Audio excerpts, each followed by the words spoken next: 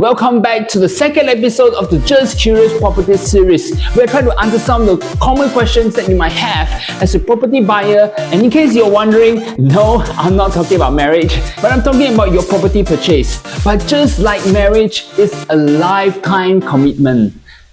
I hope my girlfriend is okay of me comparing her to a house. But anyway, today let's explore how much does it really all cost to buy a house in Malaysia. Let's go! Now, before we start, for subsidy units, usually you not only need 10%, but you need up to 18 to 19% of upfront capital to prepare yourself for a subsidy unit. For a new project, it's less, usually around 7 to 8%. Depending on the types of packages that the developer provide. For subsale, basically it means buying a house from the secondary market, and it usually will require down payment, which could be split into two parts.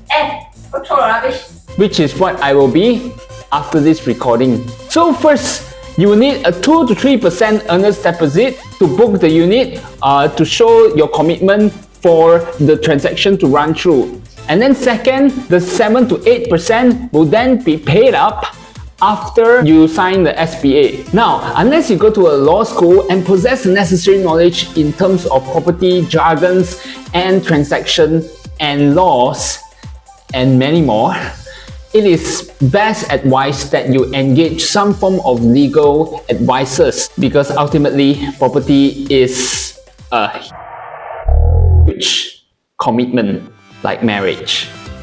This is to ensure that you get a fair deal as a buyer.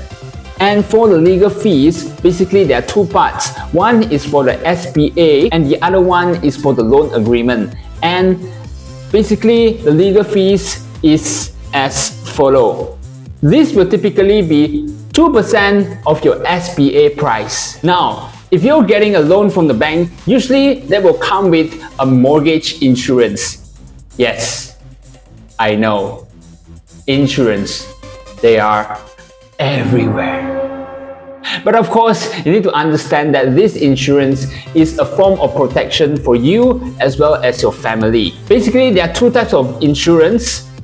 For mortgage, it's MRTA, Mortgage Reducing Term Assurance, as well as MLTA, which is Mortgage Level Term Assurance, which we will cover deep dive in another video. So basically, the mortgage insurance will be anywhere 3 to 4% of your property price. Of course, the amount of the mortgage insurance could always be negotiated with the banks, depending on the insurance that you already have and also your preference. Now, just like any other service sectors, if you engage with a real estate agent in your property purchase, there will usually be a charge to that services, and typically that will be 2 to 3% of the SPA price.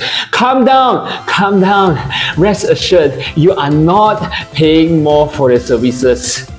Yes, it will be deducted from the earnest deposit itself. And of course, next up we have the stamp duty. Basically, stamp duty is a tax by the government levied onto a property to make the documents legally binding. So you have two types of stamp duty. First is on the memorandum of transfer. Basically, it will be anywhere from 1 to 4% to show the transfer of the property's ownership.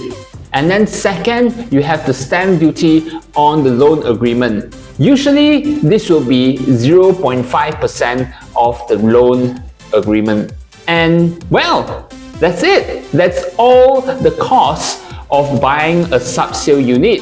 So let's take an example and put it up on the screen. Let's say you are interested in a 500k ringgit property, and this is the amount of upfront capital that you need to have, which, as we mentioned earlier on in the video, is about 18 to 19% of the SPA price. Well, if you guys want to know the exact amount of capital you need to fork out for a property of a certain price tag, you can always click the Excel sheet or download the Excel sheet below and try it out for yourself. Now, if you guys like the content thus far, please like it, share it, and subscribe to the channel. It would really help to grow the channel and spread the knowledge to more people. Thank you. If you're buying a new project, usually it's less capital intensive because you're buying direct from the developer, and the developer will usually provide lots of goodies. Now, first off, down payment. Usually, some projects don't even require you to pay any down payment. Even if they do, it will just be 2 to 3% down payment, far below that of a sub-sale unit. Usually, for all the legal fees and some instances stamp duty, it will also be borne by the developers, thus further reducing the amount of capital that you need. Usually for new project, I would say I will put the cost at around 7 to 8% of the property's price. So, when should you go for a sub-sale unit or a new project? Well, if you have the capital and you're looking for value and certainty, then sub-sale units could be the best bet. However, if you're really on a tight budget and you really need a place to stay, then new project can be your consideration. And basically, that's it for today's episode. Thanks for watching and staying till the end. Thank you. See you guys in the next episode.